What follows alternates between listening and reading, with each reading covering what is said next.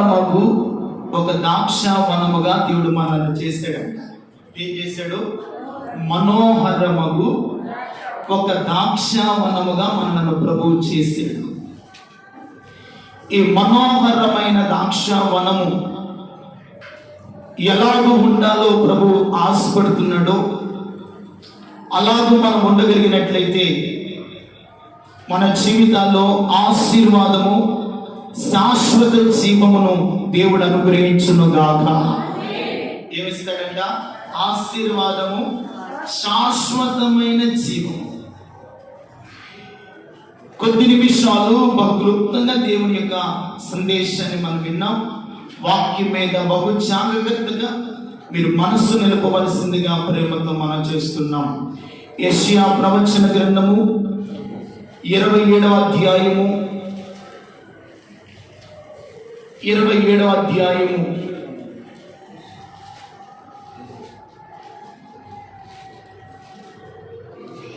2వ వాక్యాన్ని చదువుకున్నాం. ఆ దినమున మనోహరమగు ఒక ద్రాక్షావనము ఉండెను, దాని గురించి పాడుడి.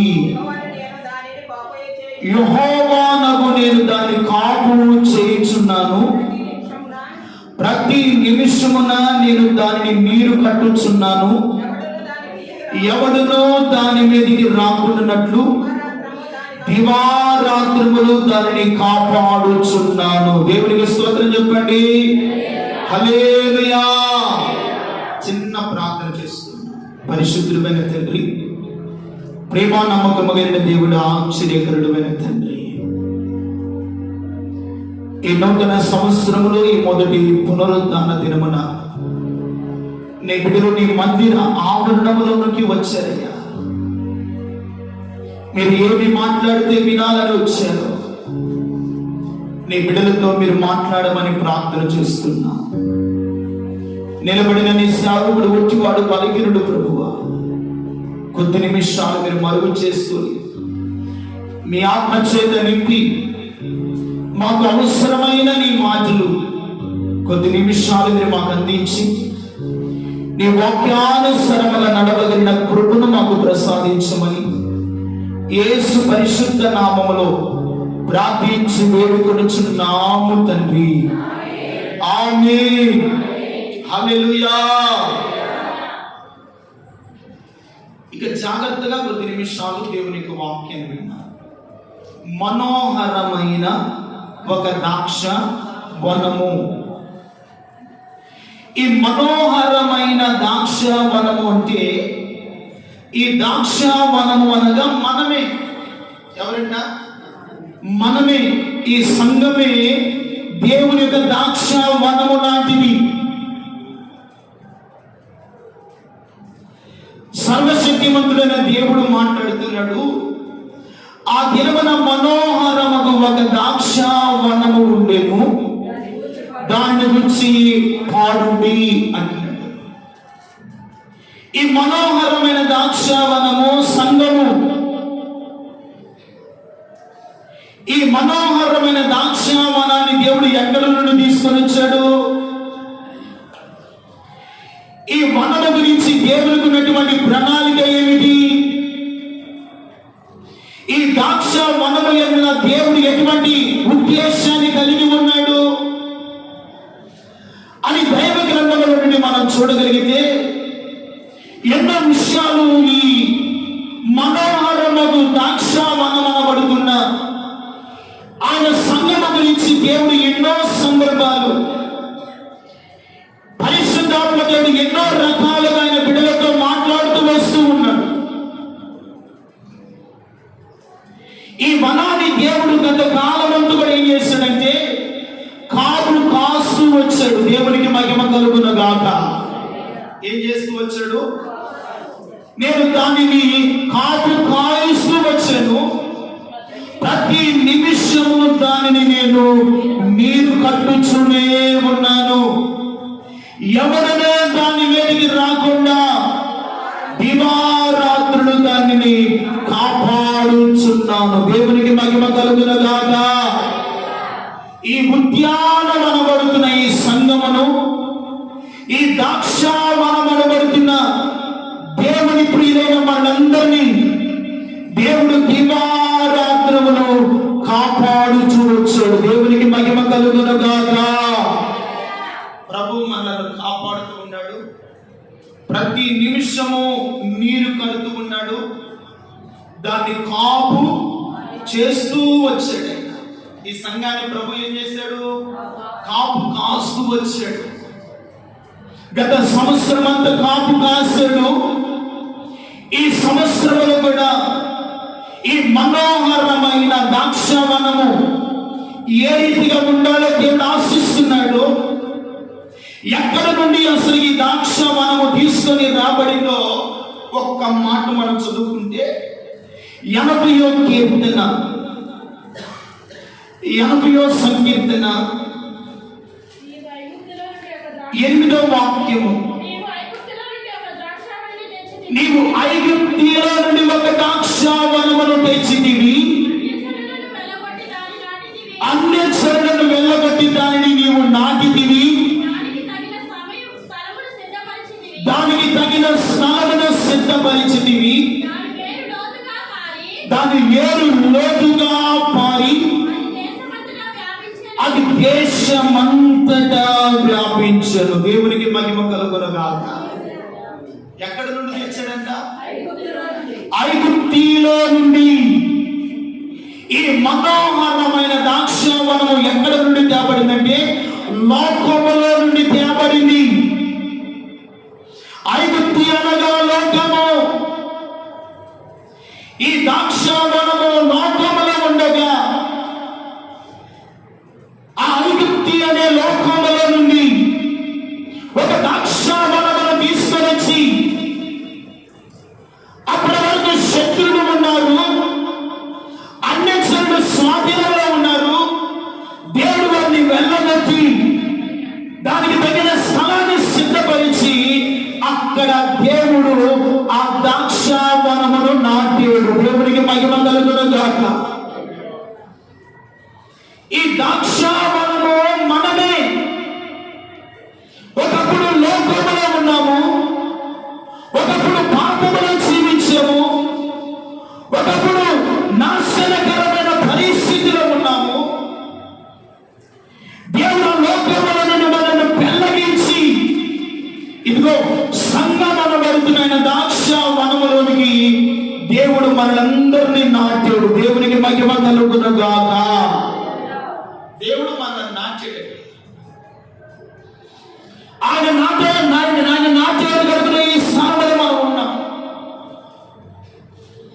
ఆయన నాటని ప్రతి మొక్క ఏమవుతుందంట? పెళ్లగించబడును అని ఇర్మియా గ్రంథంలో ఉంది.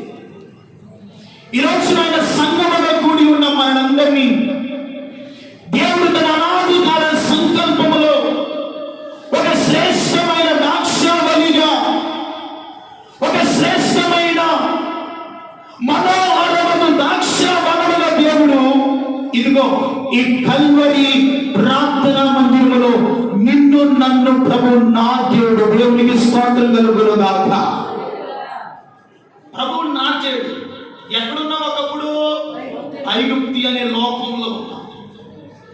ఐగుప్తు అనే శ్రమల మధ్య ఉన్నాం, రోదన మధ్య ఉన్నాం. వెట్టి చాకిరి శ్రమల మధ్య మనం ఉన్నటువంటి మనలను దేవుని యొక్క మహాకృప వలన దేవుడు మనల్ని ప్రేమించి రక్షించి ఆయన మనములో మనందరినీ చేర్చాడు. దేవుని స్తోత్రం కలుగునుగాక. చేర్చి మనల్ని గత సంవత్సరం అంతా ఏం చేశాడంటే కాపు కాస్తూ వచ్చాడు. ప్రతి నిమిషమున నీరు కడుతూ వచ్చాడు. దేవునికి మహిమ కలుగునుగాక. నీరు కట్టడం అనగా ఒక చెట్టు ఉందండి పెరట్లో. ఆ చెట్టుకు మనం ఏం చేస్తాం? ప్రతి దినము నీరు కడుతూ ఉంటాం. గత సంవత్సరం అంతా వాక్యం అనే నీరు కట్టి దేవుడు మనల్ని ఇంతవరకు పోషిస్తూ వచ్చాడు. దేవునికి మహిమ కలుగునుగాక. శత్రు ఎవరినో దాని మీదకి రాకుండా దివారాత్రములు దేవుడు మన కుటుంబాలన్నిటినీ కాపాడుతూ వచ్చాడు. దేవునికి మహిమ కలుగునుగాక.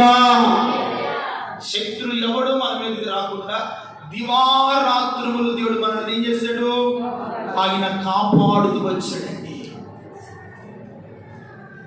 మనం ఏమై ఉన్నామంటే ఒక మనోహరమైనటువంటి ద్రాక్ష వనమై ఉన్నాము. అందుకని యోహాను సువార్తలు అంటాడు, నేను నిజమైన ద్రాక్షవల్లిని, నా తండ్రి వ్యవసాయకుడు. మన దేవుడు ఎవరంట? ఆయన వ్యవసాయకుడు. ఆయన నిజమైన ద్రాక్షవల్లి, ఆయన తండ్రి వ్యవసాయకుడు. ఆయనలో ఫలించే ప్రతి తీగ మరి ఎక్కువగా ఫలించాలని పనికి రాని తీగలన్నీ దేవుడు మనలో నుండి తీసివేస్తున్నాడు. దేవుడికి మహిమ కలుగును గాక.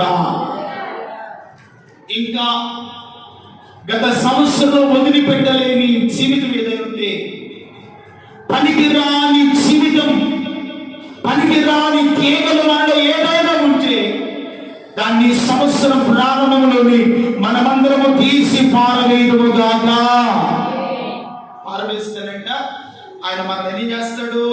ఫలింప చేస్తాడు, ఆశీర్వదింప చేస్తాడు, వర్ధిల్లింప చేస్తాడు. హల్లెలూయా. అందుకనే ప్రభు అంటాడు, లోకములో నుండి దానిని నేను నాటి తిని.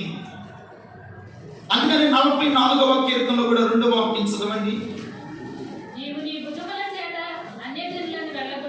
నీవు నీ భుజముల చేత అన్య చెడులను వెళ్ళగొట్టి మా పితరులను నీవు నాటి తిని. ఎవరిని నాటాడు?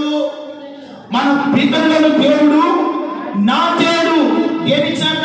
నీవు నీ భుజ బలము చేత అన్య చెడులను వెళ్ళగొట్టి మా పితరులను నీవు అక్కడ నాటి తిని. నాటి తిని. ఆయన మన పితరులను నాటాడు. వారికి ఏ వాగ్దాన దేశంలో అడుగులేస్తాడో ఆ వాగ్దాన భూమిలో మన పితరులను నాటాడు. తర్వాత మాత్రం చదవండి. వారిని నీవు వ్యాపింపజేసితివి, వారు తమ ఖడ్గము చేత దేశమును స్వాధీనపరచుకొనలేదు. నీవు వారిని కటాక్షించితివి కనుక నీ దక్షిణ హస్తమే, నీ బాహువే, అమ్మా నీ ముఖ కాంతియే వారికి విజయము కలుగ చేసేను. హల్లెలూయా. మన పితరుల మీద ఏమొచ్చిందంట? నీ కటాక్షము చేతనే, నీ దక్షిణ హస్తము చేతనే, నీ బాహువే, నీ ముఖ కాంతియే వారికి ఏం కలుగు చేసింది? విజయము కలుగు చేసేను. దేవునికి మహిమ కలుగును గాక. ఆయన బాహువు, ఆయన దక్షిణ హస్తము మన పితరులకు విజయాన్ని కలుగు చేస్తున్నట్లుగా అన్న చెల్లెల దేవుడు వెళ్ళగొట్టి ఆనాటి మన పితరులను నాటిన దేవుడు ఈ కడవరి కాలంలో జీవిస్తున్న మనలను ఒక మనోహరమైన ద్రాక్షవనములో దేవుడు మనల్ని నాటి మనకి ఎలా ఉన్నాడంటే వృక్ష బలముగా ఉండి మనకు ధైర్యం ఇచ్చి అన్ని విషయాల్లో ప్రభు మనకు జయమును అనుగ్రహిస్తూ వస్తున్నాడు. చప్పట్లు కొడుతూ దేవునికి మహిమ కలుగును గాక. ఆయన అన్ని విషయాల్లో మనకు జయమునిచ్చాడు. ఒకప్పుడు శత్రువు మధ్య మనం ఉన్నాం, ఒకప్పుడు సాతాను శోధన మధ్య ఉన్నాం, రోగ బలహీనతల మధ్య ఉన్నాం, కుటుంబ సమస్యల మధ్య ఉన్నాం, ఆర్థికమైన ఇబ్బందులతో నలిగిపోతూ వచ్చాం. వీటన్నిటిలో దేవుడు మనకేమిచ్చాడు? ఆయన విజయము, ఆయన దక్షిణ హస్తము మనకు తోడుగా ఉంచి మనను కాపు కాసు, మనను నీరు కడుతూ దివారాత్రములు ఎవరు మన మీదకి రాకుండా దేవుడు మనందరినీ కాపాడుతూ వచ్చాడు. దేవునికి మహిమ కలుగును గాక. అందుకని ఒక మనోహరమైన ద్రాక్షవనము గురించి నేను పాడేదను అంటున్నాడు. ఒకటి, మనం ఎక్కడి నుండి తేబడ్డవాడేమో ఐగుప్తి అనే లోకములో నుండి తేబడినాడు. ఐగుప్తిలో నుండి లోకములో నుండి నిన్ను పిలిచి దేవుడు తన విలువైన రక్తము చేత మనలను కొన్నాడు, పరిశుద్ధపరిచాడు, నీతిమంతుడుగా తీర్చాడు, యథార్థవంతుడుగా నాటి ఈ రోజున ఆయన ద్రాక్ష వనముగా దేవుడు మనలందరినీ ఐక్యపరిచాడు. దేవునికి మహిమ కలుగును గాక. ఏం చేశాడు? మనలను ఆయన ఐక్యపరుస్తూ వచ్చాడు. మనలను కాస్తూ వేస్తున్నాడు. మనలను దివారాత్రములు ఆయన నడిపిస్తూ ఉన్నాడు. మరి ఈ సంవత్సరం కూడా ఈ ద్రాక్ష వనములో నీవు ఎలా ఉండాలంటే శ్రేష్టమైన పనివాడిగా ఉండాలి, శ్రేష్టమైన పనిదానులుగానే ఉండాలి. అనిచ్చే ప్రతి ఆశీర్వాదం, ప్రతి మేలును అనుభవిస్తూ నీవు నిశ్చయముగా దేవుని సన్నిధిలో ప్రతి ఆశీర్వాదానికి మీరు పాత్రులుగా నిలవాలి. దేవునికి మహిమ కలుగును గాక. రెండవదిగా దేవుడు అంటున్నాడు, శ్రేష్టమైన ద్రాక్షావళిగా నిన్ను నాటాడంటాడు. ఎలాగ నాటాడంట? శ్రేష్టమైన వారముగా.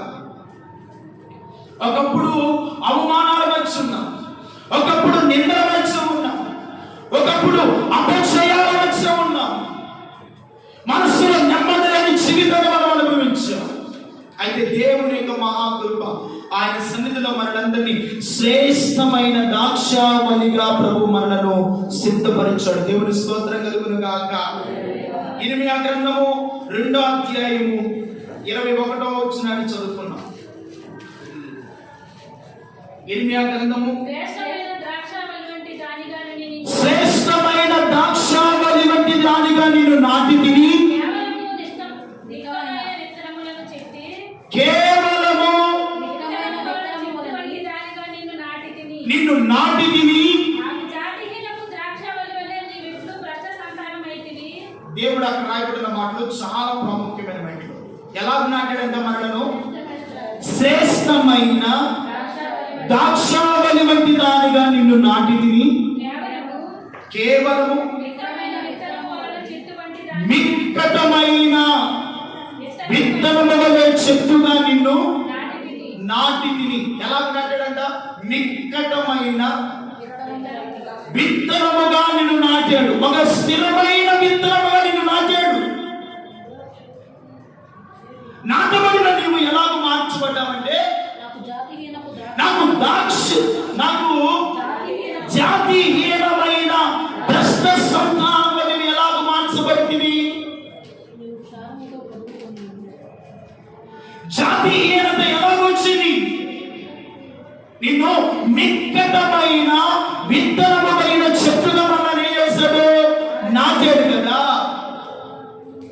శ్రేష్టమైన దానిగా, శ్రేష్టమైన వాడిగా ఆయన ద్రాక్షావనములో నాటబడ్డావు కదా. భ్రష్టమైన సంతతిగా నువ్వు ఎలాగో, జాతిహీనమైన సంతతిగా నువ్వు ఎలాగో మార్చబడ్డావు? ఈ రోజున జాతిహీనమైనటువంటి దేవునికి వాక్యానికి లోబడలేని తత్వం, పాపాన్ని విడిచిపెట్టలేని జీవితం, లోకాన్ని విడిచిపెట్టలేని స్వభావం ఎలాగ మార్చబడ్డావంటే జాతిహీనమైన సంతతిగా నీవు మార్చబడ్డావు. నేను ఎలాగున్నట్టయినా శ్రేష్టమైన ద్రాక్షావళి వంటి దానిగా నాటాడు. మరి శ్రేష్టమైన ఫలాలు నీలో కనబడాలా? శ్రేష్టమైన ఆత్మీయతను అనుభవించాలి కదా. దేవుడిలో ఉన్నటువంటి శ్రేష్టమైన గుణగణాలు నీలో కలిగి ఉండాలి కదా. జాతిహీనమైన ద్రాక్షావళిగా నువ్వు ఎందుకు మార్చబడ్డావు అని దేవుడు ప్రశ్నిస్తూ ఉన్నాడు.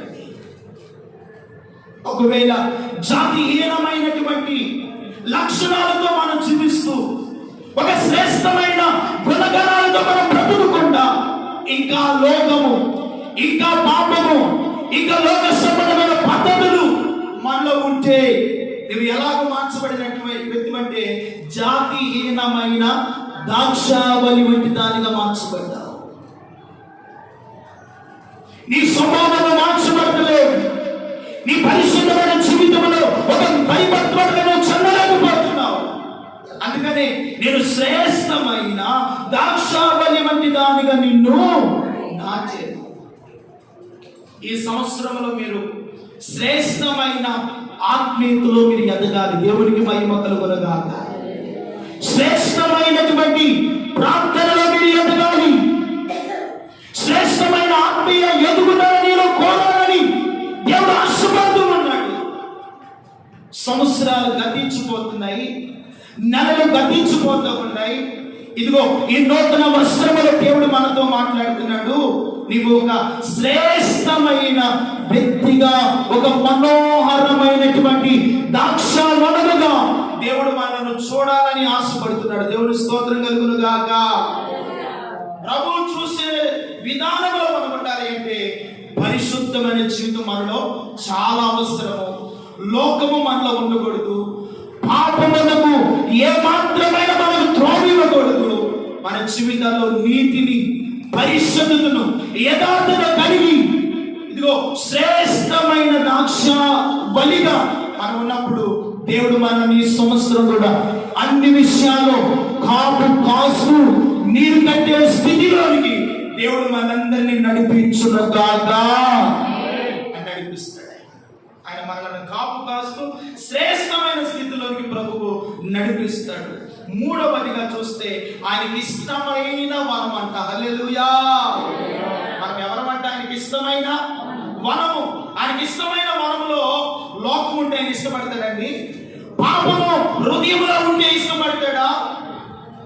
ఈ లోక సంబంధమైన జీవితాన్ని కలిగి దేవుని సన్నిధిని విడిచిపెట్టి, దేవుని మాటను విడిచిపెట్టి నీ మనసుకు నచ్చినట్టుగా ప్రవర్తిస్తే ఆయనకి ఇష్టమైన వనముగా మార్చబడగలుగుతామా?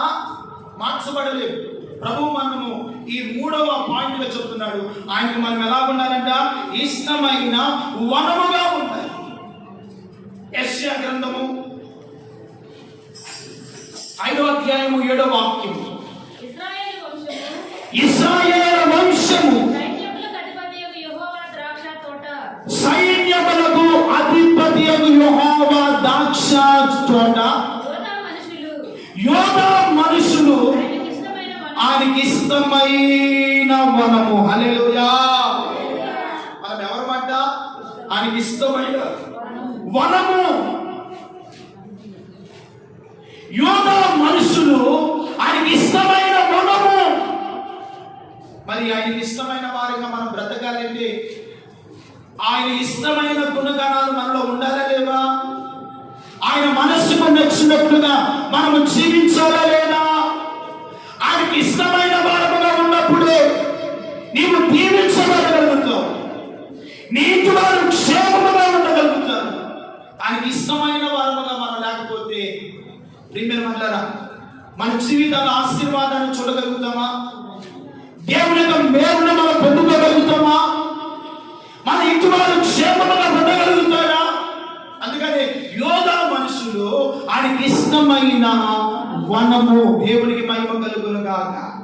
ఈ ఇష్టమైన వనాన్ని గురించి దేవుడు శ్రేష్టమైన మాటలు చెప్తున్నాడు. అదే అధ్యాయము 1వ వాక్యాన్ని మనం చూస్తే, నా ప్రియుని గురించి నేను పాడేదను వినుడి, అతని ద్రాక్ష తోటను బట్టి నాకు ఇష్టమైన వాని గురించి పాడేదను వినుడి.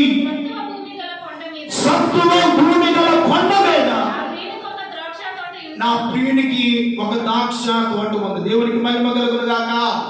ఎక్కడున్నట? సత్తువ కలిగిన కొండ మీద నా ప్రియునికి ఒక ద్రాక్ష తోట ఉండేను. ఆయన దానిని బాగుగా త్రోవి, రాళ్ళను వేరి అందులో శ్రేష్టమైన ద్రాక్ష తీగలను నాటెడు. ఏం త్రోవేడట? ఒకటి, దాన్ని లోతుగా త్రొవ్వి రాళ్ళను వేరి. రాళ్ళు వేరి వేయటమంటగా మనలో ఉన్నటువంటి చెడ్డ గుణాలన్నిటిని ఏం చేయాలంట? వేరి పారవేయాలి. ఏం చేయాలండి? స్త్రీలు బీపు గింజలు ఏం చేస్తారు? చాట్లో పోసుకొని రాళ్ళు ఏం చేస్తారు? వేరుతారు. దాంట్లో ఉన్నటువంటి చెత్త చెదారం కూడా ఏం చేస్తారు? వేరి పడేస్తారు. అలాగే దేవుడు మనలను లోతుగా నాటి రాళ్ళు వేరి ఏం చేస్తాడంట? పరవేసి శ్రేష్టమైన ద్రాక్ష తీగలుగా దేవుడు మనలను నాటించాడు. దేవునికి మహిమ కలుగునుగాక. ఎలా నాటాడంట? శ్రేష్టమైన ద్రాక్ష తీగలుగా దేవుడు నాటాడు. ఈ తీగ ఏం చేయాలంట? యేసయ్యలో అంటు కట్టబడి ఉండాలి. హల్లెలూయా. ఈ తీగ ఏమై ఉండాలి? యేసయ్యతో ఎల్లప్పుడూ అంటు కట్టబడుతూ ఉండాలి. యేసయ్యతో ఫలిస్తూ ఉండాలి. యేసయ్యలాగా బ్రతుకుతూ ఉండాలి. యేసయ్య కోరిన గుణ లక్షణాలు ఆ తీగలో ఉన్నప్పుడు ఆ తీగ ఏమవుతుందంటే ఫలిస్తూ ఉంటుంది. చప్పలతో దేవునికి మహిమ కలుగునుగాక. ఆ తీగ ఏమవుతుందంట? ఫలిస్తుంది. అయితే ఒకవేళ రాళ్ళు వేరి పారవేయకుండా ఇంకా లోకము చెత్త చెదారమంతా కూడా హృదయంలో పెట్టుకుంటే మనం ఫలించగలుగుతామా? ఆ తీగలు ఫలిస్తాయా? దేవునికి ఆశీర్వాదాన్ని పొందుకోగలుగుతావా? దేవుని సన్నిధిలో ఒక శ్రేష్టమైన వనముగా నీవు కనబడాలి అంటే నీలో ఉన్నటువంటి చెడ్డ గుణగానాలు అన్ని తీసివేసేయాలి. మనలో తీసి పారవేయాలి. ఒకవేళ గత దినాల్లో పారవేయలేదేమో, ఈ సంవత్సరం ప్రారంభమైన మనలో ఉన్నటువంటి చెడ్డ గుణగణాలని యేసుక్రీస్తు నామములో దేవుని వాక్యాన్ని బట్టి అయినా వాటన్నిటిని తీసి బయట పారవేయబడుదుముగాక. బయట పారవే. ఎప్పుడైతే బయట పారవేస్తావో నీ హృదయంలోనికి యేసయ్య వస్తాడు. యేసయ్య నివాసము చేస్తాడు. యేసయ్యలో ఉన్న ప్రతి ఆశీర్వాదము మనదే. హల్లెలూయా. యేసయ్యలో ఉన్న ప్రతి ఆశీర్వాదం మనదే. ఒకవేళ ఇంకా ఈ రాళ్ళు వేరి పారవేయకుండా, లోకాన్ని వేరి పారవేయకుండా, లోక పద్ధతులు, లోక సంప్రదాయాలు, ఈ లోక సంబంధమైనటువంటి ఇంకా దురాభిమాన పాపము, దేవునికి ఆయాస్కరమైన మార్గాలు విడిచిపెట్టకపోతే మనం ఏం చేయలేమో? ఫలించలేమండి. అందుకని ఫలించాలని ప్రభు ఆశపడుతూ ఏం చేశాడంట? శ్రేష్టమైన తీగలుగా దేవుడు వాటిని నాటాడు. ఆ తర్వాత చదవండి. బురుజు ఒకటి వేయించి తొలిపించెను. ఇదిగో ఫలింపవలనని నేను మెదగా వచ్చినప్పుడు ఎలాగ మార్చబడి అంట? శ్రేష్టమైన తీగలు రాశాడుగా, రాళ్ళు వేరు పారవేశాడుగా, దాని చుట్టూ బురుజు ఒకటి కట్టించాడుగా, శ్రేష్టమైన లోతైన మార్గములో నాటాడుగా. ఫలించవలనని తోటవాని వచ్చి చూడగా ఏ ద్రాక్షాలు కాసినాయి అంట? కారు ద్రాక్షాలు, చేదైన ద్రాక్షాలు. ఒకవేళ చేదైన పాపము ఏదైనా ఉంటే, అందుకని పేతురు రాసిన పత్రికలు అంటాడు, చేదైన వేరు ఏదైనా నాలో ఉందేమో తీసి పారవేయమంటున్నాడు. ఒకవేళ కారు ద్రాక్షాలుగా మనం మార్చబడితే దేవుని ఆశీర్వాదానికి పాత్రుడము కాలేమండి. ఒకవేళ చేదైన అనుభవాలతో, చేదైన మార్గాలలో, చేదైనటువంటి జీవితంతో మనం ప్రయాణం చేస్తే దేవుని ఎదుట ఇదిగో మనోహరమైన ద్రాక్షావనముగా మనం నిలబడలేము. కాబట్టి మన జీవితాల్లో ప్రభు కోరుతున్నది ఏమిటంటే, ఒకటి ఆయన శ్రేష్టమైన మనోహరమైన ఉద్యానవనమును లోకములో నుండి తీసుకుని వచ్చాడు. దేవుని స్తోత్రం కలుగునుగాక. సంఘం అనే ఆయన తోటలో మనందరినీ నాటాడు. నాటబడిన మనలను నీరు కడుతూ ఉన్నాడు, కాపు కాస్తూ ఉన్నాడు, దివారాత్రులు కాపాడుతూ వచ్చాడు. హల్లెలూయా. రెండవదిగా అయిన శ్రేష్టమైన వాటిగా దేవుడు మనలను నాటాడు. ఇదిగో జాతిహీనమైన జీవితం మనలోనికి రాకూడదండి. భ్రష్ట సంతానంగా మనం మార్చబడకూడదు. బైబిల్ గ్రంథం అంటే భ్రష్ట సంతానమా, చెరుపు చెరి పిల్లలారా మీకేమిటి? శ్రమ.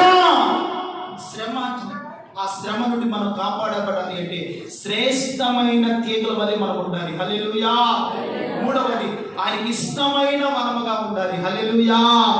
మన జీవితాల్లో ఉదయం లేచిన కానుండి రాత్రి పనుకోపోయేంత వరకు మాటల ద్వారా కానీ, చూపుల ద్వారా కానీ, ప్రవర్తన ద్వారా కానీ, వస్త్రం ద్వారా కానీ ఎక్కడ ఆయనకు ఇష్టమైన మనముగా మనము కనబడాలి. దేవుని స్తోత్రం కలుగునుగాక. అలా కనబడాలంట. ఈ సంవత్సరం మీరు అలా కనబడితేనంట దేవుడు సన్నిధిలో ఉన్నటువంటి ఆశీర్వాదము, శాశ్వతమైన జీవం మనము అనుభవించగలుగుతాం. దేవుని స్తోత్రం చెప్పండి. హల్లెలూయా. అందుకని యేసు ప్రభువు ఉపమానం చెప్పాడు.